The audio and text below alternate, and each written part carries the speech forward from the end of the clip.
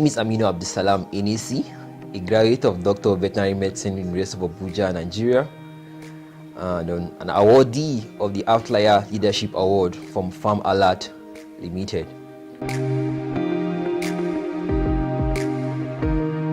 Veterinary medicine was never a course I wanted to study. After my secondary school, I wanted to study engineering, electrical engineering, but my dad said no, he wants me to be a medical doctor. And theory is not my thing. I'm someone that's very passionate about calculations. I love calculations. So we argued it, and there was a family meeting conducted to convince me to go for medicine and surgery. Right. So and I didn't agreed. So after my first jam, I didn't pass my first jam, so I had to write jam a second time. But then I enrolled into these remedial studies at the University of Abuja. Then I wrote jam again. So I was given physics as a course, and I was very happy because it's calculation, physics. My dad was like, no, you have to go and change that course to something else, to medicine. Go and apply for medicine. So when I went to change my physics to another course, they said they can give me environmental science. So I proceeded to environmental science, and during my screening as a 100 level student, they said I didn't write one course in environmental science. Oh no, it was not accredited. It's not accredited, so I could not go into environmental science. So they could give me veterinary medicine. So I was like, okay, veterinary medicine. That was the first time I was hearing the course, and I decided that okay, let them give it to me, and I enrolled. So when we got in the faculty, man, it's a scary thing. You're like, this course, after 100 level, many people used to fail. So if you are in this faculty, your name is written with pencil, you're not yet a veterinary medical student until you cross to 200 level.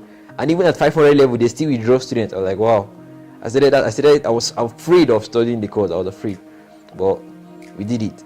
But fortunately, we started as 150, but we graduated as 50. So 100 of us left. Some repeated, some got withdrawn. One died. Uchin, yeah, he was one of the best in our class, top 5, but he died in our 500 level. So sad. So that was the journey. Challenges. Challenges. The thing is, we were not used to waking up as early as 5 or coming for lectures as early as 7:38 and going back by 5. It was a major stress for us that we had to do all over the 6 years at veterinary school.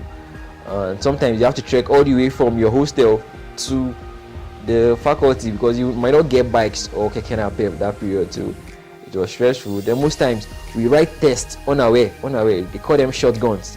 You just come, you're writing tests today. So you have to be reading every day because it's more like we're not used to this thing, right? All the stress, So it was something that trained us and made us strong for who we are today. Like if you give me something to read today, I know that anything can come from that thing, so I'll try to read it so that I'll prepare for it. These are some of the challenges, and basically some of them. Well,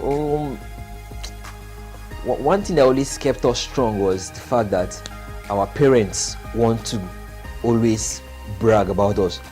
As a matter of fact, after my 100 level, I was the overall best in veterinary medicine with a CGPA of 4.75. And trust me, whenever my dad goes to, you're like, Aminu Abdulsalam, my son is the best in veterinary medicine. He's on first class. So I used to hear him say that. So we're like, okay, this is something my dad likes telling people. So let me try and keep up the tempo. 200 level, it dropped the elite result on 4.5 dot, still the overall best in 200 level. And he was like, okay, what's happening to your GP? I'm like, I'm still on first class, Daddy, don't worry, I'll still take it up. But the reason why my GP dropped was because 100 level had more of calculation courses, but from 200 level they were more of theory. So I had to start adapting to reading and cramming, which is not my thing, but I had to learn it. So, and that was how the fact that my parents want to always be proud of me is what kept me strong and kept me moving, so that I don't disappoint. For my 100 level, I had a challenge. Yes, there's a course called by 105. That was the first time I was coming into theory, like cramming to understand. And I noticed that this biology, one was 4-unit course by 101, the other one was 2-unit course by 105. So I thought of a way to solve this problem. I know people that are very good in this biology, so I invited them to a roundtable discussion. I told them, let's meet and discuss this course, share these topics. So we shared the topics, and I didn't take anyone. I just shared for all of them. There were 10 of them, best in medicine, like 3 best students in medicine, 3 from biology. I just picked them around that are very good in theory. And when we came and sat down, we discussed this course. I was just listening. We talked about the past questions. I was just listening. I invited them, and I hosted them, of course. I gave them Fanta, Vividly, and meat pie. I remember buying them Fanta and meat pie, all of them, 10 of them. And when I entered that exam, the both exams, it was as if I was sitting down with them discussing. I was actually enjoying as if I was the best in biology, and I got A in those courses. That was how my GP got. So it's a challenge I faced, and I was happy that God gave me the wisdom to be able to assemble people that are very good in this course to pass the course. This is one challenge. Then when I moved into 200 level, there's a course called anatomy. Anatomy was broad and large. There was nothing interesting about calculation in it. It was all theory. And muscles, you have to know the insertion, the origin, the blood supply, the nerve supply. For a lot of muscles, the muscles then were more than 50 that we had to know, because the question can come from anywhere. So like, how will I cram this thing? This is not my thing. But I am someone that always draft out formulas for whatever I do. So what I did was I got cardboard paper, like 2 cardboard papers, and wrote all the muscles. If I write the muscle, I just put I, insertion, origin, and I'm pasted it in my room, in the wall in my room. And I did another one, paper, drew it. So if I have a copy with me, I have a copy in my room. So I'll be cramming it. I'll cram 5 today. This muscle, this is the origin, this insertion. Now I'll give somebody, ask me. You just asking me, I'll be answering. You be asking me, I'll be answering. Like, okay, this is it. Is this the formula for it? Always looking at it in my room and always coming out and checking the copy I have and giving people to ask me if I have learned it or not. So sometimes they'll ask me, I'll say the wrong thing, but over time, anybody that wants to ask me any muscle, they say go and ask Smoke. My nickname is Dr. Smoke. Nickname. I don't smoke, but that was the nickname they gave me from remedials. I always call people, you are reading too much, see smoke in your head. So he turned to my name, so they're calling me Dr. Smoke. No, it was Smoke before I got admission into vet medicine. So when I got into vet medicine, I added doctor to the Smoke, so it became Dr. Smoke. So they were like, go and ask Smoke. Any muscle you want to know now, just go and ask Smoke. He will give you the origin insertion. And I became the head of muscle, the HOD of muscles during my set. So it was a challenge, but discovering that formula to help me cram it made it interesting. And that was another challenge for me. But the challenges started increasing when I decided to go into politics. For my 300 level, I decided to go into politics. I contested for the director of socials. So people like, this guy, how will he? Somebody of his class wants to go into politics. Obviously, your GP is going to drop. Everybody told me, don't go into politics. Your GP is going to drop. I was like, it's not me again. I know myself. If it drop, it will not drop too much to a level where I will fail. I believe I will still maintain balance. But it wasn't easy going for meeting at night, and my GP dropped. Obviously, I went down to 4.4 after 300 level, so I was no longer of his class. That was it. I discovered the formula of reading partner. I have a reading partner that will read the note, summarize it for me. Then I will just come in the evening and sit down with her, and she will talk about the summary. As she's talking about it, I'm just understanding and jotting. Though I cannot get the whole gist, but I have an idea of any question that comes from any part, because I have discussed with somebody that have read it and understood it. So even if you read and understand, as I see, cover this thing, just talk to me, say it to me, let me know whether I can understand it. And it helped me maintain a level of 50 to 60. I was not nearing A again. When I entered politics, I didn't have time to sit down, because before we sit down and understand, but when I entered politics, there was no time to sit down and read and understand. But there are people that balance it, though. The people that balance it. But I don't think they do the politics deep. Like the lady in my set that got, I think, 9 awards in all the courses. She did politics once, and I think she served as the PRO, librarian. So basically, it's not in the office of librarian, so they were not doing anything. But the director of socials organized all the cultural day, all the rugby, all the parties, movie nights. So you cannot literally merge that. Another person cannot handle this thing and still maintain that his GB to that level. I was trying my best to make sure that I don't drop below 4 points. But my reading partner was one way that helped me manage it. I think God gave me the wisdom to do that too. Veterinary medicine has to do with treatment of animals, like care for animals. Right? It's a broad thing. If you want to talk about veterinary medicine, you're going to say a lot, because when animals are sick, they won't tell you they are sick. As a veterinary doctor that studied veterinary medicine, you have to look at the animal, observe the animal around the body, physical observation. You are still going to touch the animal, know what's wrong. There's a way you touch the animal to a stage where when you touch the plate, it reacts. That means there's pain in that particular region. You now find out whether it was a cut or an injury. So it deals with diagnosing what is wrong with an animal and recommending possible treatments to treat that animal. That's basically what veterinary medicine is all about. But it's not about just the care. It has to do with the feeding aspect too. What they eat, how to compound their feed. You also learn that. Yes. Let me try and break it down from the courses. Anatomy talks about the structures of the animals, the internal structures, the muscles, the bones. Knowing the physiology and anatomy of animals is also part of veterinary medicine. Biochemistry talks about chemical reactions that could occur. So knowing chemicals to put together. Pharmacology deals with the drugs to give them to treat them. Theory has to do with their reproduction. So reproduction is part of it. So if I want to talk about it based on the courses in it, as a large surgery has to do with suturing, like when there's a cut or tear or break in bone, breakage in the bone, that's surgery for you. And interestingly, this just occurred to me again. On the evening of my induction, I carried out the surgery. Like, we were just celebrating, and the man came to my compound. I was like, we heard that there's one veterinary doctor that is graduating today. Please, there's a dog that is dying. Dog is dying. Like, maybe just graduated today. Well, how am I supposed to go and treat the dog? And I said, what's wrong with the dog? And he said, during these their political ups and downs, they use axe, machete to cut the dog in 4 different parts. And when did it happen? 3 days ago. That means, and not you didn't know what to do. Like, there was no vet doctor that is always opening. In Kuala, we just have one private veterinary clinic and one government veterinary clinic, and they're not really functional per se. So I went to the India and I saw that yes, debris, everything. The animal was not, it has lost weight, it was not eating. So I had to do the thing. That was surgery. I had to shave the sides because you wouldn't know, everywhere was already black and covered, so you wouldn't know exactly what's wrong until you shave and debride. So I had to shave the sides, remove all the dirt around, and I saw the deep cuts. The ear was literally hanging. It's cut and it was hanging. I was like, how? They say it was trying to back and chase other people away, and it got attacked. So I had to do the surgery, and the dog is fine. I think I posted it on my Facebook and my LinkedIn of the surgery I did. So it's just there. It's just there.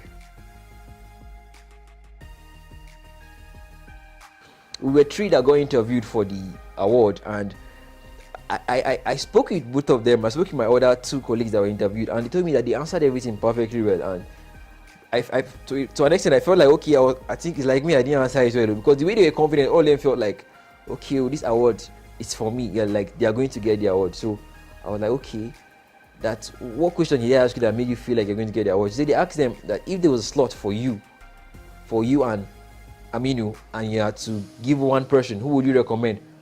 And she said, honestly, I would recommend myself. Since it's a slot for me and somebody, I would recommend myself. She said, what did you see? I said, when they asked me that question, I told them I would recommend you, because I was speaking to them one-on-one. I said, I would recommend you. She said, why did you say so? I said, because you have served as my deputy. That was my deputy class rep. And I want to appreciate you for all you have done for me, because those days of politics, you are still there for me. And she's like, okay. So I didn't recommend myself. I recommended someone else for the award. So I was like, so I was not expecting it. In fact, when I heard the award, no, I was expecting it to an extent when they requested for my picture. But when I spoke to one of the Farmalad staff, and she said they requested for all of us picture, they were like, oh, it's not me. It's not as if it's for me. Then let me just wait and see what happens that day.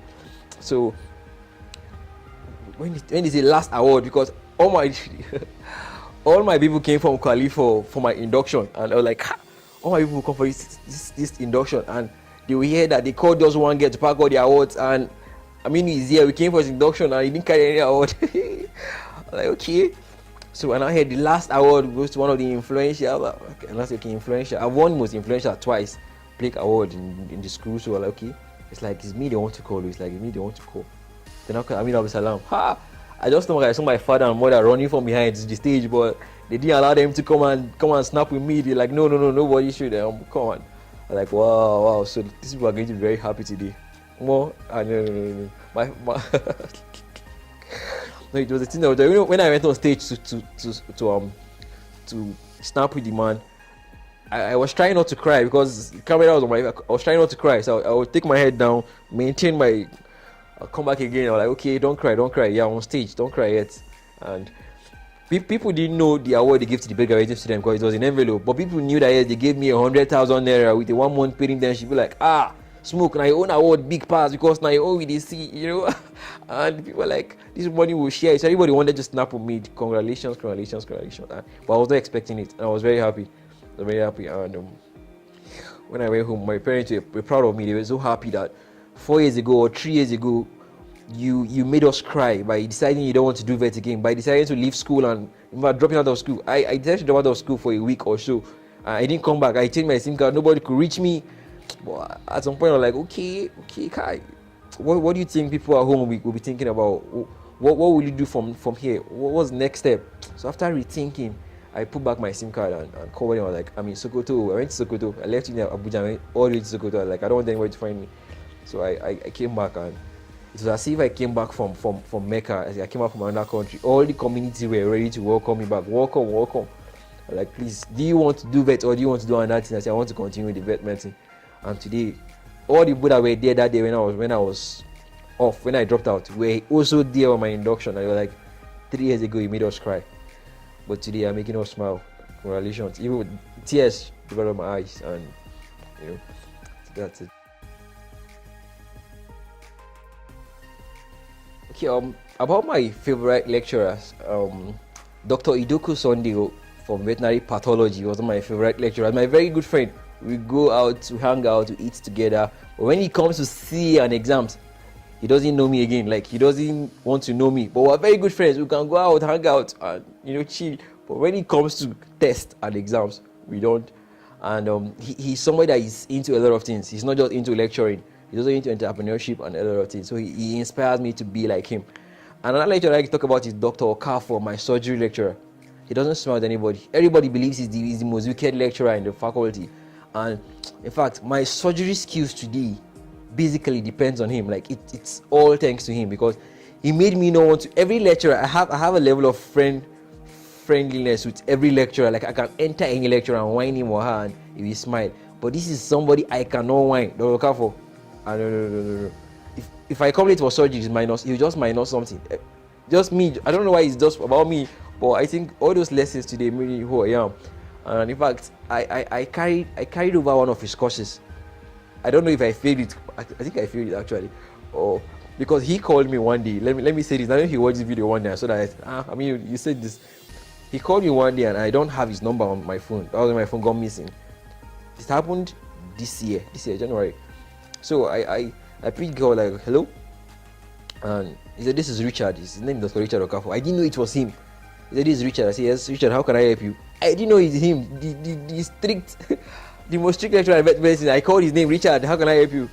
I was like, are you still the EVMS president? Because I was the EVMS president. I said, no, I've graduated.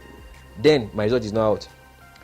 I said, I've graduated. He was like, oh. So that's how you go about telling people you have graduated. When did you do taking? You have graduated, Abi? You come and see me. I like, Dr. Okafor.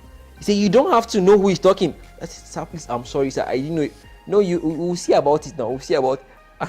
And then my result was not out. So when my result came out and I saw that surgery was the cause I failed, I was like, is it the fact that I disrespected him, or is the fact that I failed it? But I think I failed it. So Dr. Okafor and Dr. Idoku are two persons that I will never forget in the veterinary profession during my training. They really inspired me a lot. I'd like to appreciate them. Thank you so much.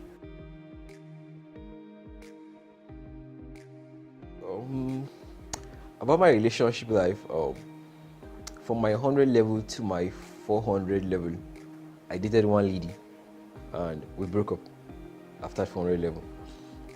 After 400 or 500 years, after 500 or 5 years. But it's complicated. I don't start giving details, but we broke up.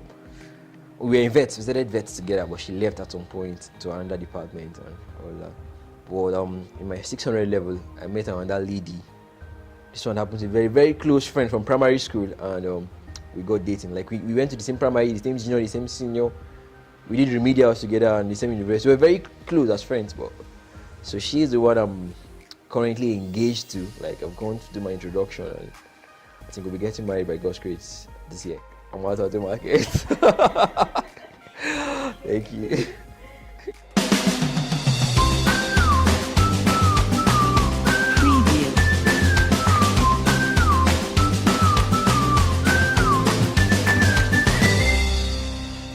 Okay, to the young vets out there or other undergraduates out there, one principle I've learned in school is stay afloat.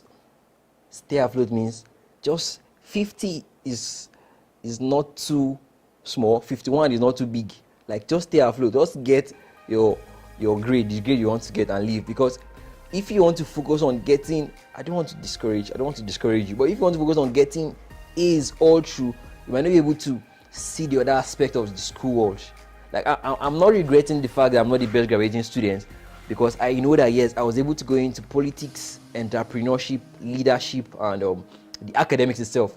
As I'm talking to you, I'm still a 2-1 student, first class upper, with all this experience. I doubt that I will stand with any best graduating student in my set and say any other thing, and I will win. I will win the challenge. If I'm to stand with the best graduating student and talk, I will win the challenge. So I'm advising you that when you go into school, know your strength. If you know you're somebody that cannot multitask, don't multitask. Just focus on your academics. There are people that cannot multitask. But if you know you're good, try and look at other aspects of the school. And I think this award is not because I'm the best graduating student. It's because I am different from others, and you can also be different from others.